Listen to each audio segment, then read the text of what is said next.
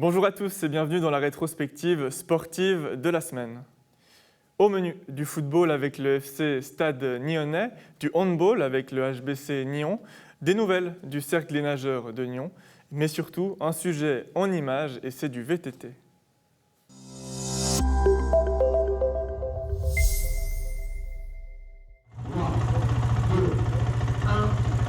La 26e édition de la Barriette a lieu en ce dimanche matin pluvieux, une 26e édition très particulière de par de nombreuses circonstances. Yann, raconte-nous un petit peu ce qui fait que cette édition est particulière. Elle est particulière à plusieurs titres. D'abord, comme tu viens de le souligner, à cause de la pluie, parce que c'est la première fois qu'on a vraiment de la pluie en 26 éditions. C'est la première édition avec de la pluie. On a vécu une expérience il y a 15 ans ou 16 ans en arrière avec un peu de pluie, mais pas autant. Donc ça c'est la première chose, mais évidemment c'est pas la plus importante puisque comme vous le savez on a des règles sanitaires un peu compliquées en ce moment. Regardez la Barriette là. Allez, encore 14 km. Ça a été un combat de savoir si on allait faire, pas faire et si on faisait, comment. Et je crois qu'on a trouvé la solution au mois de juin quand le Conseil fédéral a autorisé les inscriptions, enfin les manifestations jusqu'à 300 personnes. C'est parti pour exactement 11 km de montée. Et dès là, on a pris la décision de simplifier un petit peu notre compétition avec un seul parcours, malheureusement pas ouvert aux enfants, parcours raccourci qui est en fait le tracé originel d'il y a 26 ans en arrière. Et c'est Carole, la meilleure femme, qui me dépasse. On va essayer pour Nyon Région Télévision de suivre son exploit. Pour cette édition particulière de la Barriette, il y aura 150 participants. Et puis, c'est la première course de l'année de la Garmin Cup. C'est ça, la Garmin Bike Cup a dû être annulée finalement parce qu'on n'avait pas assez de manches. C'est un championnat ou disons une coupe romande de 10 manches en règle générale. On aurait dû être la 7e cette année. Résultat, on est la première course qui a eu lieu. Donc c'est très touchant, c'est émouvant. Et voilà, rien que pour ça, on est content d'être là. C'est sûr, c'est limité le nombre d'inscrits. On affiche complet pour la première fois de notre histoire. C'est pas glorieux, 150 concurrents. On est quand même à 3 ou 4 fois plus généralement. Mais ça fait plaisir d'afficher une fois dans notre vie complet. Et puis quand je vois les concurrents qui passent, ils ont l'air heureux d'être là malgré la météo et ça fait plaisir. Il faut que je m'arrête. Mais oui, on se ravitaille, voilà. C'est ça l'esprit de la Barriette aussi. Vous allez attraper tout ça. Magnifique. Le dur reste à venir alors. C'est gentil. Voilà. Un peu de bananes oranges. Oui, une petite banane s'il vous plaît. Voilà. Merci Je beaucoup. vous laisse décortiquer parce que... Ce tracé de 15 km aujourd'hui va donc être difficile pour les coureurs puisque la pluie ça complique passablement la montée de la Barriette puisque c'est essentiellement de la montée. C'est juste, écoute, tu vas le découvrir toi-même, sauf erreur. Donc oui, c'est un tracé exigeant, c'est 1000 mètres de dénivelé, c'est pas simple. Est-ce que la pluie va compliquer les choses ? Beaucoup se plaignent qu'il fait toujours trop chaud à la Barriette. Ils ne vont pas se plaindre de ça aujourd'hui, c'est sûr. On verra. Je ne pense pas que le terrain soit trop glissant. Peut-être à la fin, sur les cailloux. Donc oui, ça complique un petit peu la tâche, mais je ne serais pas surpris qu'on batte le record quand même cette année. J'ai discuté avec quelques coureurs, ils m'ont dit qu'il faudra pousser. C'est possible de marcher à côté du vélo cette année ? Alors peut-être que ça sera nécessaire. Effectivement, si vraiment c'est glissant sur les dernières pentes qui sont vraiment très raides, il n'est pas impossible qu'une bonne partie des concurrents vont devoir poser pied à terre pour finir à pied. Ouais. Un conseil pour les novices de la compétition peut-être en cette année un peu compliquée ? Alors je disais, finalement comme le disait Barbara à ton interview, on a toujours tendance à partir trop fort, on se dit toujours il ne faut pas partir trop vite mais on n'y arrive pas. Il y a une petite boucle de décantation qui se passe juste là derrière qui va forcément un petit peu calmer et partir en file indienne, je pense que c'est une bonne chose. Ensuite il faut trouver son rythme après quelques minutes de course et puis pas oublier que le plus dur est pour la fin. Merci beaucoup Yann Grosson et bonne course. Merci Joël. C'était Joël. Ouais, super. Magnifique. Merci.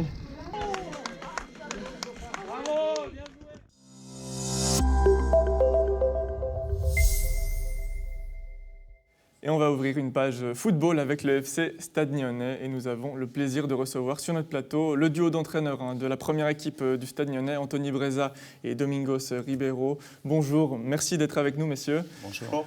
On va revenir avec vous sur ce début de saison un peu singulier. Vous avez repris le championnat de Promotion League mi-août, mais tout n'a pas été facile puisque vous avez une préparation un peu tronquée. Anthony, raconte-nous un petit peu le mois de juillet, le mois d'août, comment tout s'est passé ? Alors, j'aime pas trop me plaindre. Vous savez, moi, je suis quelqu'un d'exigeant, assez dur avec mes joueurs, mais c'est clair qu'on ne peut pas faire abstraction de ce qu'on ne maîtrise pas. Et ce qu'on n'a pas maîtrisé, c'est de faire 10 jours à la maison, avec 4 joueurs qui ont été touchés d'hommes, 5 personnes du groupe, 10 jours d'arrêt, ensuite la Youth League, qui viennent tout le temps se greffer, ce qui est normal, mais là, il y a eu la Champions League en même temps. 2 semaines, ça fait qu'on a fait presque 3 semaines et demie, 4 semaines sans trop de vestiaires, sans trop de terrain, en allant à Prangin. Alors je remercie tous les clubs partenaires qui nous ont aidés à pouvoir nous entraîner, mais on n'avait pas de vestiaire, on n'avait pas les soins d'après-entraînement, de prévention.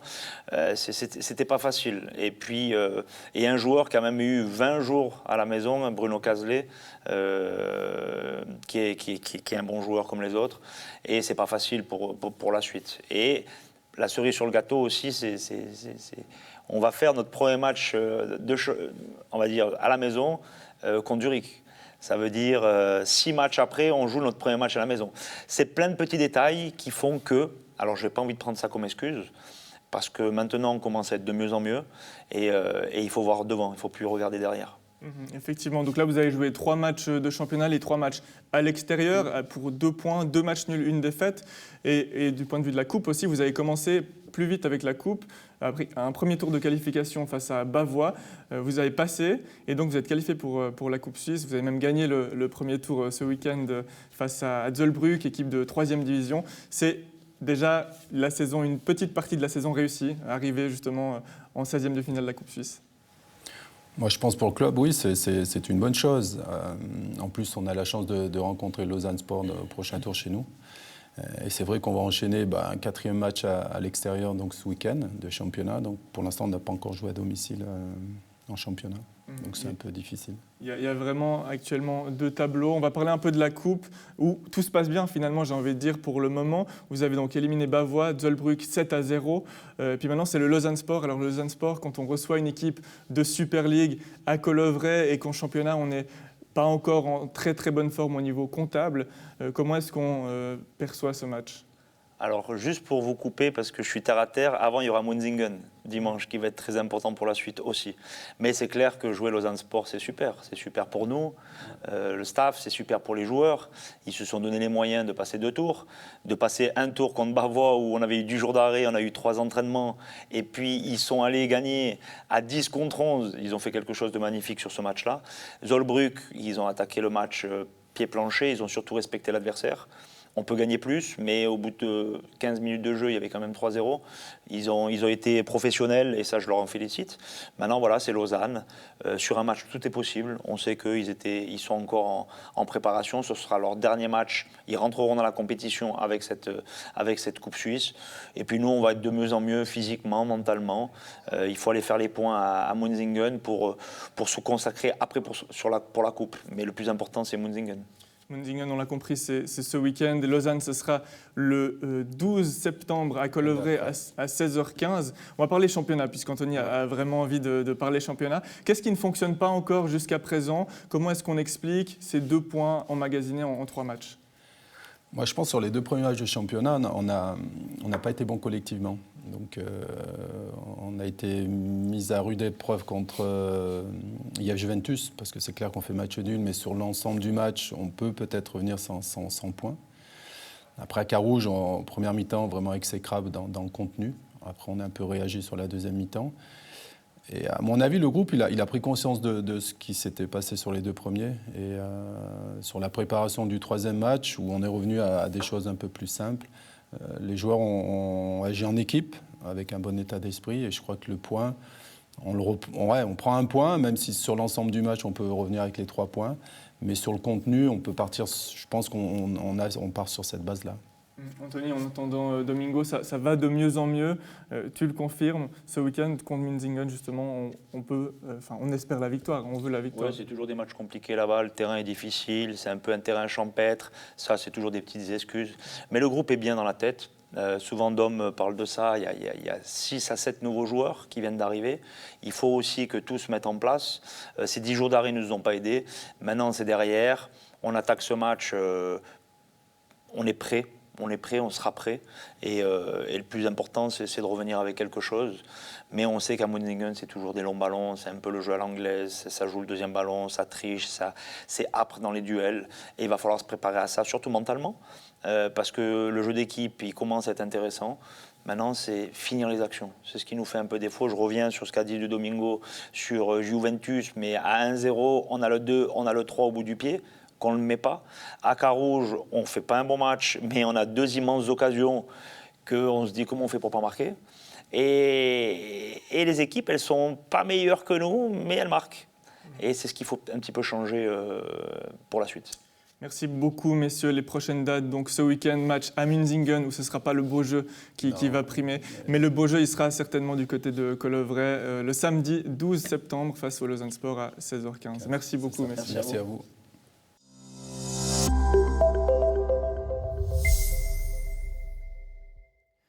À quelques jours de la reprise du championnat de Première Ligue de handball, nous recevons les nouveaux hommes forts du HBC Nyon, Thomas Heurtevent et Johan Ploquin. Bonjour, merci d'être avec nous. Bonjour.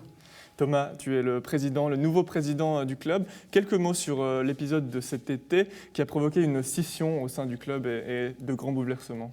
Alors, on a effectivement vécu une assemblée générale un peu spéciale au mois de juin. 2 listes qui se sont opposées pour prendre le rôle de comité directeur. Je faisais partie d'une liste et celle qui a été élue, donc avec une toute petite majorité, hein, on est tout à fait conscient de ça. Ça a effectivement créé au sein du club une certaine scission, des gens qui étaient plutôt partisans du camp opposé qui ont décidé de quitter le club pour différentes raisons. Je ne vais pas rentrer dans le détail, mais voilà, ils ont décidé de quitter le club, de créer un nouveau club au sein de la ville.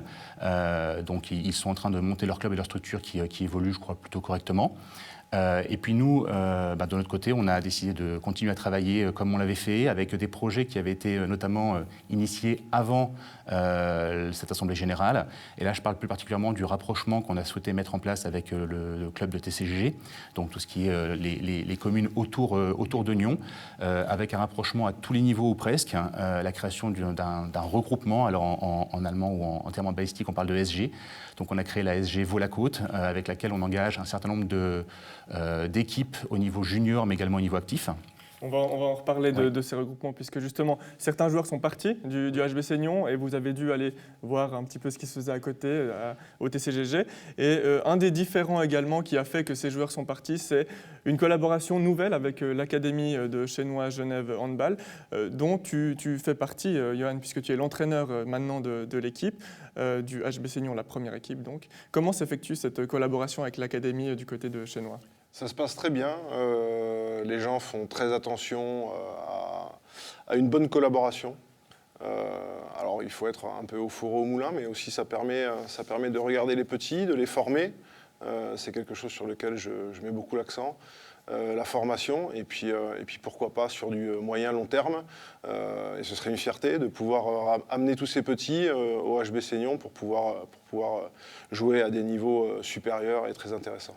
À l'heure actuelle, cette collaboration, elle a déjà lieu d'être. Comment elle se traduit ? Est-ce qu'il y a des joueurs nyonnais qui jouent à Chesnois ou bien est-ce qu'il y a des joueurs de Chesnois qui viennent à Nyon ? Oui, il y a toujours alors c'est très particulier en Suisse, il y a toujours ces fameuses doubles licences où les jeunes ont aussi l'occasion de pouvoir s'expatrier et dans un club et dans l'autre, voire même parfois faire 2 matchs dans le week-end. Donc je pense que la Suisse aussi a besoin de ça, a besoin que ces jeunes jouent de plus en plus. Donc voilà, je pense que la collaboration se fera. Je ne suis pas le seul, hein, bien sûr, il y a d'autres entraîneurs, Jonathan, Baptiste, Imad, qui ensemble, on essaie de faire le forcing pour que tout ça prenne forme. Certains changements, donc cet été, on l'a dit, l'arrivée de nouveaux entraîneurs, le départ de certains joueurs, joueuses, mais aussi l'arrivée de nouveaux joueurs, joueuses. Comment est-ce que le club a été affecté ou a digéré ça ? Alors le club n'a pas été particulièrement affecté. Aujourd'hui, on a des effectifs dans toutes nos catégories. Ce que je disais tout à l'heure avec TCGG, l'idée c'est de pouvoir proposer de meilleures structures, que ce soit en termes de salles, en termes d'encadrement et de coach pour nos jeunes, et puis de pouvoir aussi proposer un handball à 2 niveaux. On va avoir des équipes qui vont jouer la compétition, qui vont jouer la montée. L'objectif c'est quand même de jouer en inter. Aujourd'hui, on a des équipes qui jouent pour beaucoup en local. On veut monter en inter, et donc on va prendre les meilleurs des 2 clubs pour faire des équipes compétition. compétition. Et puis on a aussi des joueurs dont je fais partie par exemple qui jouent plus pour le plaisir. Et là dans ces cas-là on aura des équipes plutôt deuxième niveau loisirs. Donc voilà, l'idée étant pas de aller chercher des joueurs parce qu'il nous en manquait, on a notre effectif, mais par contre de renforcer, je dirais, les staffs au moment des entraînements notamment pour pouvoir faire des vraies oppositions. Et on le voit aujourd'hui, on a par soirée, en tout cas sur chaque créneau au COSI, plus de 50 jeunes parfois, c'est assez impressionnant, on est vraiment très content, la sauce prend bien. Et les premiers résultats du week-end, on avait une équipe mixte justement avec TCGG engagée sur un tournoi M13 à Genève et on a pu le gagner, donc on était très contents. Voilà, c'est les premiers fruits qui arrivent de ce travail qu'on a fait avec le club. Et pour promouvoir le handball de compétition dans la région. C'est vraiment notre objectif. Tu parles justement de compétition, ça tombe bien, parce qu'on va parler aussi de la première équipe qui a fait ses débuts en Coupe Suisse. C'était le week-end dernier face à Grasshopper, donc à Zurich. Une défaite de 6 buts, 34-28. Comment est-ce qu'on analyse le premier match du HBC ? C'était le premier match officiel et c'était aussi le troisième match depuis le début de la saison. Moi, je l'ai pris comme un match de travail. Voilà, ce n'était pas un gros objectif avec un déplacement qui peut paraître long en Suisse, pas forcément en France, mais qui était long avec un effectif réduit. Donc voilà, on a travaillé, ça permet aussi de voir certaines choses et puis après de pouvoir un peu tricoter à droite à gauche pour essayer de relever certaines lacunes et aussi m'appuyer, ça c'est important, m'appuyer sur, comme je disais, un noyau dur et des gens sur qui je pourrais compter sur l'ensemble de la saison. Qu'est-ce que tu vas pouvoir apporter à cette équipe du HBC Lyon ? Ton expérience déjà, puisque tu as été champion d'Europe de handball en Suisse avec l'équipe de France. Et puis au niveau du jeu, comment est-ce que tu vois cette équipe ? Où est-ce que tu vas l'emmener ? J'ai pas de souci d'ego et j'ai pas de prétention particulière. Moi, ce que je souhaite, c'est transmettre déjà, apporter peut-être quelque chose de nouveau, voilà, et faire en sorte que cette équipe se plaise à jouer les uns avec les autres. Et puis, encore une fois, en termes d'objectifs, on n'en a pas encore vraiment discuté, mais dans l'immédiat, il n'y a pas de pression autre. Donc voilà, on va jouer, essayer de progresser, voir un peu ce qui se passe et voilà, et essayer d'amener ma patte et un projet de jeu qui ressemblait peut-être pas à ce qu'il y avait les années précédentes, ou peut-être, peu importe, mais voilà, ce sera ma patte à moi. Ce sera la patte Johan Ploquin. Finalement, pour terminer, l'objectif, former, aussi proposer du handball plaisir pour ceux qui le souhaitent. Et puis au niveau de la première équipe, ne pas être relégué, au moins ça. Il n'y a pas d'objectif, mais on veut rester en première ligue. Il n'y a pas d'objectif, mais on aimerait jouer le haut du tableau et que cette équipe reste, je dirais, l'équipe phare dans laquelle nos jeunes vont avoir envie de jouer au handball, justement sur place à Nyon, et progresser pour pouvoir rentrer dans cette équipe. C'est vraiment ce qu'on souhaite mettre en place. C'est aussi pour ça qu'on fait travailler David avec Johan pour qu'il puisse mettre un projet de jeu commun sur les jeunes adolescents, hommes, et puis l'équipe première. C'est qu'on ait un peu une ligne directrice en matière de jeu pour arriver au meilleur niveau très rapidement. Eh bien, ce projet de jeu, on le suivra. Il débutera ce week-end, le samedi 5 septembre à 18h contre West HBC. Merci beaucoup, messieurs, d'être passés sur le plateau. Merci beaucoup. Merci.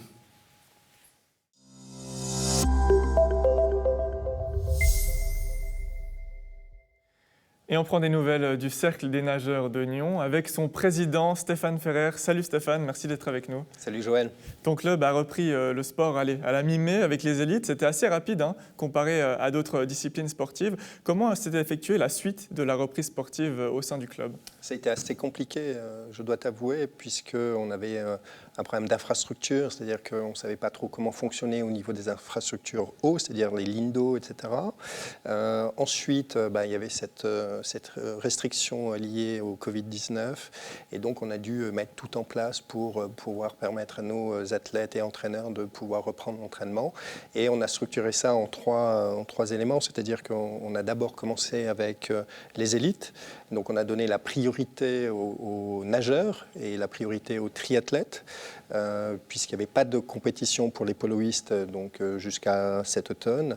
Donc on a donné la priorité aux triathlètes et nageurs pour qu'ils puissent continuer à travailler et éventuellement faire les compétitions qui étaient prévues cet été, qui ont été annulées aussi entre-temps. Donc on a voulu être présent sur les entraînements de façon forte. Ouais. Et ensuite, après les élites, comment s'est passée donc la suite, les deux suivantes étapes ? Alors, les autres étapes, il y avait bien évidemment toutes les activités d'été qui étaient à mettre en place. Et là aussi, c'était un grand quid. Il y avait 200 000 francs de recettes en jeu. Donc, pour nous, c'était un stress assez important. Et de mettre en place également tous nos moniteurs, tous nos professeurs qui étaient en chômage partiel, de pouvoir les remettre sur les rails, de pouvoir fonctionner en fonction des structures que la ville a bien voulu nous remettre assez rapidement. Donc, on a redémarré un peu tardivement, mais on ne pouvait pas faire autrement. On a démarré donc le 29 juin dernier pour finir les cours d'été, donc il y a 10-15 jours. Et puis là, on réenchaîne maintenant avec l'école de natation qui a démarré depuis lundi dernier, avec un peu plus de 450 enfants à faire passer toute la semaine. Certains événements ont été annulés, malheureusement, mais là, on peut penser que tout reprend comme avant, en fait. Quasiment, effectivement. Il y a au Cercle des nageurs de Nyon 3 pôles d'activité principaux avec le triathlon qui est une fédération à part et indépendante à Swiss Swimming et Swiss Water Polo. Donc il y a 3 codifications, 3 protocoles. Donc on est en train de mettre en place tout ça et tout est en fonctionnement. Il y a des événements, des gros événements qui ont dû être annulés, comme les championnats suisses cet été, etc. Pour les nageurs en l'occurrence, de grandes compétitions également pour les triathlètes. Et puis le championnat de water polo n'a pas pu être terminé pour l'ensemble des équipes. Donc voilà, maintenant on repart sur des perspectives de saison 2020-2021 et on est en plein dedans puisqu'on a aussi clôturé notre exercice sportif au 31 août, mais également comptable. Donc c'est une nouvelle saison qui a redémarré depuis cette semaine. Allez, alors on va parler de cette nouvelle saison et des 3 pôles. Donc pour la natation, pour commencer, Malika Gobet, Valérie Salence, 2 nageuses prometteuses. Est-ce qu'elles ont pu réaliser des résultats ou quels sont leurs objectifs cette année ? Non, alors il n'y a pas de résultats jusqu'à présent, j'allais dire entre la période Covid et maintenant, bien évidemment. Elles ont pu reprendre l'entraînement de façon récurrente avec leur entraîneur Nicolas Bailly, donc depuis mi-mai. Et vous avez des compétitions qui sont à faire valoir là très prochainement. On a malheureusement dû également annuler le grand meeting Michel Bailly qui était prévu fin septembre, puisque trop de risques liés au Covid, trop compliqué au niveau des restrictions sanitaires. Néanmoins, il y a toujours les championnats de Suisse qui sont prévus cet hiver au mois de novembre et également l'année prochaine en avril et le mois de juillet de l'année prochaine. Donc nous espérons qu'elles vont pouvoir faire leur meilleure performance. Il y a également les Jeux Olympiques l'année prochaine, donc il y a des capacités, il y a du potentiel pour ces jeunes filles également, pourquoi pas. Soyons fous, elles vont un petit peu, mais sans être dans les nuages. Et en tout cas, elles ont les compétences pour ça, leur entraîneur également, et tout est mis en œuvre pour ça. Oui, Malika Gobet et Valérie Salence peut-être donc à Tokyo, on en reparlera. Du côté du triathlon maintenant, Luca Luberti a réalisé récemment aussi une petite performance. Ça reprend fort du côté du triathlon aussi. Bon, là ce sont les piliers, j'allais dire, du Cercle des nageurs de Nyon, Luca Luberti, Malika Gobet, Valérie Salence, mais il y en a encore d'autres derrière, des jeunes qui sont en devenir ou qui ne sont pas très très loin en l'occurrence. Et c'est la mission du Cercle des nageurs de Nyon et des entraîneurs de cette année de faire développer autour de ces champions et élites, justement. Il y a toujours ces interactions en plus entre les pôles d'activité comme la natation et le triathlon, et ça c'est plutôt positif. Et on a également chez les poloistes une année à retravailler, à refaire avec toujours nos 2 stars, Levante et Adam, qui seront là l'année prochaine, et ça c'est plutôt prometteur. Alors justement, avec cet objectif de monter en Ligue nationale A du côté du water polo, et si tu viens aujourd'hui, c'est parce que ce week-end a lieu aussi un championnat, championnat de water polo moins de 11. Voilà, donc c'est le championnat suisse, c'est la finale du championnat suisse des équipes de moins de 11 ans. Nyon est qualifiée, c'est la 2e année qu'elle se qualifie pour ces championnats. Cette année, on a la chance de les accueillir à la piscine du Cossy à Nyon. Merci également au service des sports et à la ville de Nyon de pouvoir nous laisser construire cette opération avec Swiss Swimming et Swiss Water Polo. Donc samedi après-midi, vous avez 6 équipes qui vont s'affronter. Vous avez donc Nyon, Genève et puis Carouge. Et puis vous avez des équipes comme Lugano, Kreuzlingen et Tristar, près de Saint-Gall, donc qui vont venir samedi après-midi pour disputer ce championnat suisse. Voilà, le rendez-vous est pris. Merci beaucoup Stéphane Ferrer. Et à très bientôt sur Nyon Région Télévision. Merci de ton invitation.